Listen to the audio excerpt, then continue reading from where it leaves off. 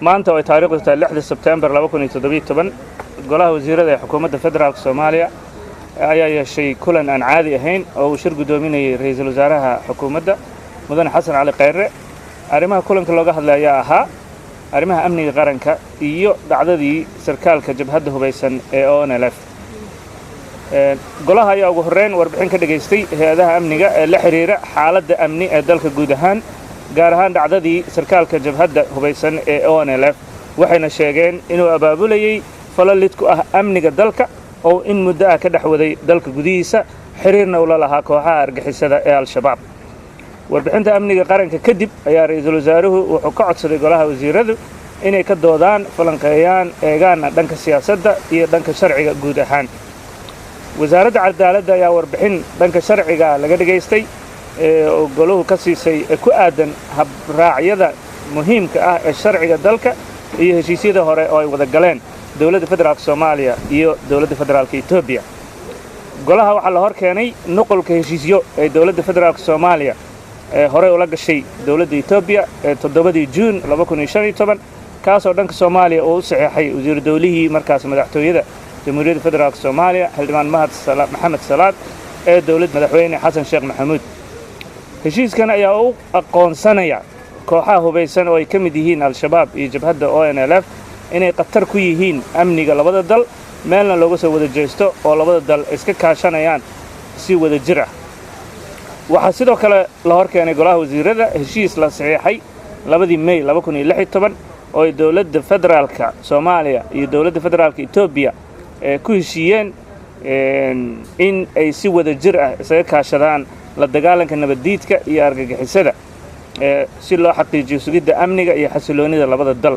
heshiiskan isaga ah 2 May 2016 waxaa markaas dowladdii federaalka u saxeexay wasiirkii hore boostada isgaarsiinta mudane Maxamed Jaamac Mursal Geelle iyo mudane Cabdikariin Xuseen Guuleed. qodobada heshiiskaas oo kuwa ugu muhiimsan ay ahaayeen in si buuxda aan isaga kaashano la dagaalanka iyo ciribtirka kooxaha argixisada ah, gaar ahaan Al-Shabaab iyo ONLF. dood dheer kadib golaha wasiiradu waxay go'aamiyeen arrimahan: 1. in siyaasadda dowladda federaalku ay tahay mid ku qotanta iskaashi dalalka geeska Afrika ah, xoojinaysana nabad ku wada noolaanshaha mandaqadda, xoojinta dhaqaalaha, iskaashiga iyo amniga, isla markaasna aan jamhuuriyadda federaalka Soomaaliya loo ogolayn in jabhado hubeysan ama kooxo argagixiso ah ay gabaad ka dhigtaan. 2. golaha wasiiradu waxay hoos ka xariiqeen in shakhsigani uu ahaa sarkaal sare oo ka tirsan jabhadda hubeysan ee ONLF, isla markaasna uu falal lid ku ah amniga dalka uu ka dhex waday geyiga Soomaaliya iyo mandaqadda, iskaashi dhowna la lahaa kooxaha argixisada ee Al-Shabaab. dowladda federaalka Soomaaliya waxa ay diyaar u tahay inay kaalin firfircoon ka ciyaarto wax walba oo ka qayb qaadanaya nabadeynta mandaqadda si waafaqsan dastuurka iyo shuruucda dalka. dowladda federaalka Soomaaliya waxay garowsan tahay doorka ciidamada wadamada dariska ah ee Djibouti, Kenya, Ethiopia, Burundi iyo Uganda ay si hagar la'aan uga garab dagaalamayaan ciidamada qaranka Soomaaliyeed si dalka loogu soo dabaalo xasilooni waarta. 4. goluhu wuxuu mar kale hoos ka xariiqay heshiisyadii iskaashi ee dowladda federaalka Soomaaliya iyo dowladda federaalka Itoobiya ay kala saxiixdeen, sida heshiiskii 7 Juun 2015 iyo heshiiskii 2 May 2016 oo tilmaamaya in dhan looga soo wada jeesto arrimaha amniga iyo nabad ku wada noolaanshaha mandaqadda. heshiisyadan waxay si cad u qeexayaan: 1.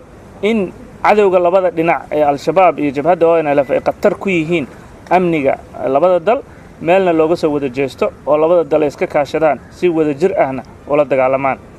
5. waxaa reeban isla markaasna mamnuuc ah in jamhuuriyadda Soomaaliya gudaheeda ay kooxaha argagixisada iyo kooxaha hubeysanba ka dhigtaan gabaad ay dagaalada iyo colaadaha ka horinayaan oo ay kaga duulaan wadamada jaarka ah. 6. dowladda federaalka Soomaaliya waxa ay ka qaadi doontaa tallaabooyin cadcad oo sharciga waafaqsan cid kasta oo isku dayda inay jabhado hubeysan ka dhex abuurto dalka gudihiisa ama ay taageeraan kooxo argagixiso ah iyagoo maleegaya falal lid ku ah dalka gudihiisa ama iyo wadamada jaarka ah. 7. qodobka ugu dambeeya, xukuumadda federaalka Soomaaliya waxay dib u eegis ku samaynaysaa heshiisyadii ay dowladdii hore gashay si qabyatir loogu sameeyo wixii daloolooyin ah ee ka jira haddii ay jiraan, loona waafajiyo habraaca sharciga ee dalka. dhammaad aad iyo aad u mahadsantihiin.